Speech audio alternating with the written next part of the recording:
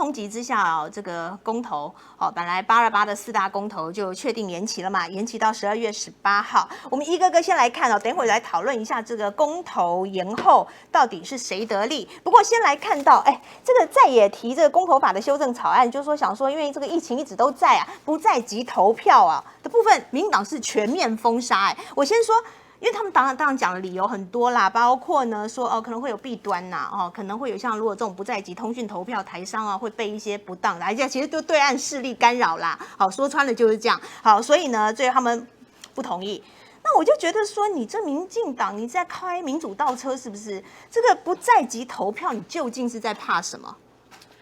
讲到这个不在籍投票，说实在像我们这种比较在政坛久的人呢，心里就一肚子火，一肚子火。我们在马英九执政的那个8年呢，每隔一段时间就去提醒一次说，一定要在马英九任内通过不在籍投票。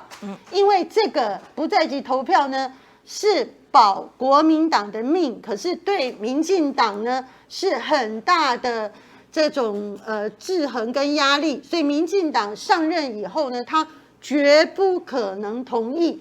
那这种问题呢，真的讲了8年尤其最让人生气的就是马英九执政的第1任，那个时候国民党的立委在立法院呢是超高额的优势，比现在民进党的优势还要更强的国民党的人数优势，竟然他都不处理不在籍投票。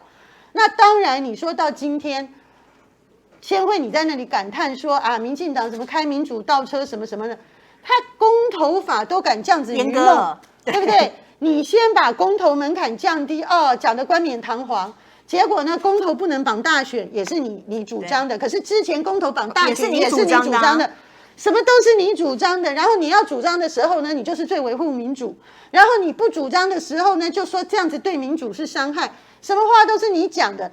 所以今天不在籍投票讲穿了，就是民进党心虚嘛。你说心虚，他为什么不让他过？你去骂他没有民主精神，什么什么什么什么的，通通没有用。因为全世界很多的国家都有很成熟的不在籍投票的机制嘛。尤其你看美国，他还能提前那么多投票，还可以海外通讯投，有这种投那种投，各式各样的投法。他连在自己的选区都可以提前投，对不对？他有所有的方式，南韩也是啊。对呀，有所有的方式，你这个有什么好有弊端的？你这个弊端呢，别人都帮你实验完了，你所有的弊端你通通都可以防止。那真正一个原因是什么？真正一个原因就非常像是美国这次大选刚刚过去大选大家看到的嘛，因为台湾海外的票呢比较多是反对民进党的，这也是不争的事实。因为台湾的经济选民呢都是对外发展的多，对，那经济选民呢比较认为民进党都是在搞政治斗争、意识形态，不会弄经济，所以这些人本来就讨厌民进党，然后比较支持国民党的务实稳健的做法。那这些人因为都在拼经济，所以他们全世界跑，也不只是大陆在美国也有很多，在这个东南亚也有很多。那这些人如果都可以不在籍的话呢，民进党自己估计嘛，他一定是站在弱势啊。这个海外到那个的票呢，国民党跟民进党可能是7-3嘛。是。那他们如果用这个不在籍的结果呢，在很接近的选区像上次我的立委选区，我只差2000票左右，可能这个不在籍的马上就改变选举结果，是会翻盘。所以这个问题才是今天民进党他不愿意面对的问题，也是我再讲一遍，马英九执政的时候呢，我们早就知道结构是这样子，不断的认为说，只有在国民党执政的时候，赶快把这个问题解决，才能够一劳永逸的情况。结果国民党当时没做呢，那现在民进党控制都不用管他讲什么啦，讲的那些都是废话啦，都是出来混淆视听的啦。真正的原因就是说，不在籍投票的后果对民进党不利，就是这样。好啦，那说到底，反正他们就是机关算尽嘛。那我们就来算算这个公投延后到底是谁得利？就是说到底这个延后，那延后又接近了2022更近了。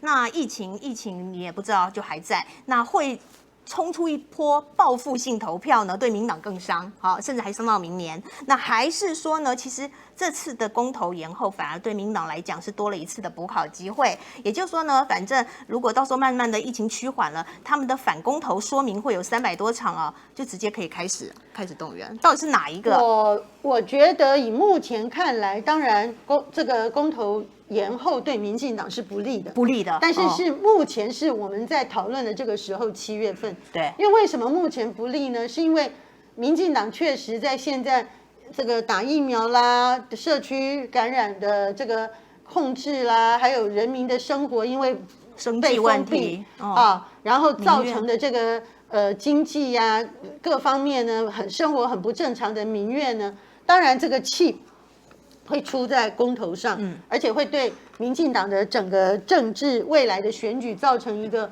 比较负面的影响。可是这是不是100%呢？也未必。好，我认为民进党他可能打的算盘是说，第一个，反正你现在这个警戒不解，你也不可能叫大家来投票，这个是第一个啊，大家也不会赞成来投票。我相信反对党也不敢做这样的主张啊，这第一点。那第二点呢，民进党他可能希望尤其他这次在上海复兴集团这件事情让步呢，我觉得他就是看到现实说，他不能够再挡疫苗了。所以如果真的到了年底，大部分的人至少都打了1剂疫苗，而台湾的疫情相对的又受到控制的话，我觉得民进党的逻辑思维呢，他们会觉得他们政治上可能可以做损害控管。所以他们应该这么说啦，民进党在政治上呢，他是不会放松或罢休的啦，他一定还会想拼这一波。但是相对的，也因为民进党在今年整个疫情处理还有疫苗的事情荒腔走板，所以我们必须说，就算他把这个公投延后，只要这个公投不被没收的话，其实对于反对党来讲呢，都还是一个比较好的机会跟比较这个有利的情况。好，可是你刚刚也提到了，民进党它就是一个政治动物。好，那你说这公投延，它怪了，罢免不延呢？828罢免陈柏惟3Q 哥，他还是你知道照样罢哦。那当然，这一开始标准就会让人家很疑惑，想说你就是为了疫情，你说不要这个群聚投票啊，所以你才会把公投延期。那奇怪了，罢免不是也是群聚吗？这第一个。那第二个还有啦，在今天因为3Q 总部就递件了，要求这个828能够延期啦。不过中选会是说对啦，好像7月16号还会开会再做最后决定哦。只是我会觉得说，你一开始就怪了，你在同一天宣布828公投延期，但828罢免不延，这个出发点到底是什么啊？对，第一个呢，当然他的出发点就是认为说，你如果要去罢免一个民意代表，对，好，你没有夹杂其他的事情，对。在现在疫情当口呢，你投票率就会很低嘛。那你只要投票率，所以他就觉得陈柏惟可能就会安了。对，因为他就达不到那个1/4的人出来投票嘛。因为这个事情早在之前，他也是玩一种诈术啊，不是吗？当然啊，因为以前那个谁，王国安，不是那个戏子的那个黄国昌呢？他要被罢免的那一次，其实那一天他的投票率只差一点点。对。可是那一天因为天气非常的不好，狂风暴雨所以呢，他的那个选区里面有7个区，他在6个区都已经过了25%的门槛，结果在主要的戏子区没有过1/4，结果他就没有过。那我要讲的就是说，因为有了黄国昌这个例子，是。所以今天到这个陈柏惟身上呢，他们就想比照，因为陈柏惟的这个整个民意支持度不高，对，大家不喜欢他。那当初如果他跟那个公投其他的那个内容绑在一起的话，他过关的机会就很高，因为大家会出来的一定都是反对他跟反对那几个要投的公投事项，一起来了啦，反对的，对。所以他当时透过那个夹带的情况呢，他就非常可能被罢免。所以他现在就想利用技术性脱钩。对。可是我必须说技术性脱钩会不会如他的意呢？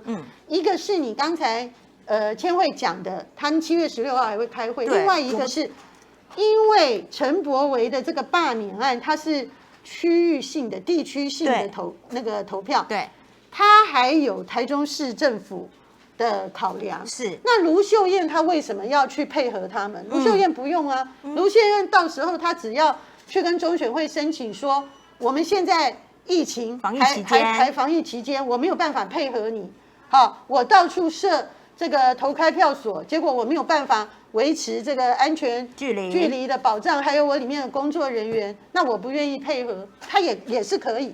所以这件事情我觉得还在发展中，因为刚才千惠你一直在讲嘛，今天是一个关键的日期，因为今天又宣布了3级警戒延长嘛，2周，所以这些中央的宣布都会连锁性的反应，联动到让地方政府他也会去想说，哎，那他要怎么面对这个事情？所以我觉得陈柏惟这个能不能在8月份进行呢，还有很大的变数。变数还很大。好，那么另外这个变数呢，其实大家已经在谈了，就说民进党呢是不是要变换队形了？我们看到最近的一些包括绿营自己。做的民调，其实呢，小英总统也好，或者是苏院长也好啊，这些什么声望都出现了死亡交叉。那一直有这样的一声音出来，就说民进党现在是不是要换人当了？包括甚至说苏贞昌摇摇欲坠。那现在呢，陈建仁还有顾立雄都已经在暖身了，随时 stand by。现在是这样子吗？你刚刚提到了，你觉得陈时中呢，反正民党也不会把他换下来。那苏贞昌呢？对我有一点觉得，也不是有什么内部讯息，我有一点觉得现在本来看起来不像，可是现在有可能变成苏贞昌跟陈时中会同进同退。对，因为对他们来讲呢，最重要的就是他要撑到一个时期去解决他的政治大难题。所以也不无可能。之前苏贞昌可能说要撑到828公投，那现在呢？828延期了，那就要12月18了，是不是？我觉得他们会撑到那个疫苗打的比例到一个程度，到一个程度呢，那他们就会想要清理战场啊，想要好好的在公投这一仗打胜。因为对民进党来讲，他如果拖到12月才投公投的话，那距离明年的县市长选举还有县市议员选举就太靠近了。对，那他如果公投惨败的结果呢？那他们连到时候的提名什么的作业都会产生很大的困难，所以对民进党来讲，他很可能的换人呢是在那个时候那个时间点。对，但是这一波本来大家考虑苏贞昌说828的时候是担心说828投出来对民进党不利啊，所以他用换一个行政院长解决那个民怨。可是他现在如果用目前这个方法，然后他去考虑施打疫苗的比例，然后决战公投的话，他有可能提前换。提前换，在12月公投前去换人。可是这一段时间就等于是苏贞昌留校察看的时间又稍微再延长一点了嘛？老实讲最近我不太感觉苏贞昌有什么这个存在感因为第一个我们都在防疫啊，那所有的除了疫情有关的事情，而且小英都亲上火线了，对，有关的事情我们大家都好像都 put on hold 的，就是都按一个暂停键，对不对？对。那这个时候你也没有看到苏贞昌有什么很多表现或者需要的机会。